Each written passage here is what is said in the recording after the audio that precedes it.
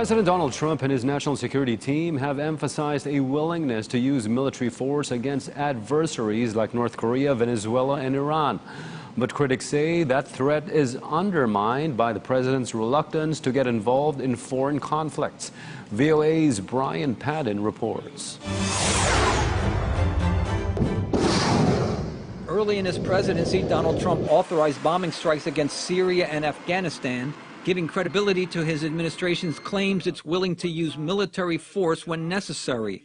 However, President Trump has also reportedly voiced concern over the hawkish views of his national security advisor, John Bolton, and has made disengaging from U.S. overseas military commitments a priority. It's not a bad thing for a president to be a little bit of a peacenik, even though you don't really think of President Trump as being a soft guy. But it's true he wants to avoid new wars, and that is probably, on balance, a very good thing.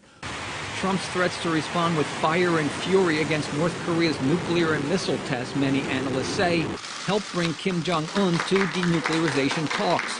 However, negotiations now appear deadlocked, and tensions are rising over North Korea's recent short-range missile tests and the U.S. seizure of a North Korean cargo ship that violated UN sanctions on coal exports.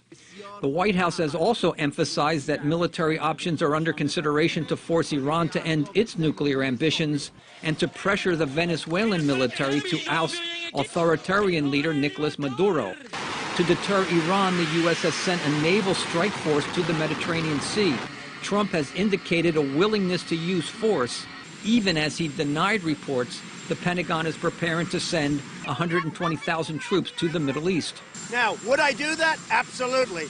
But we have not planned for that. Hopefully, we're not going to have to plan for that. And if we did that, we'd send a hell of a lot more troops than that.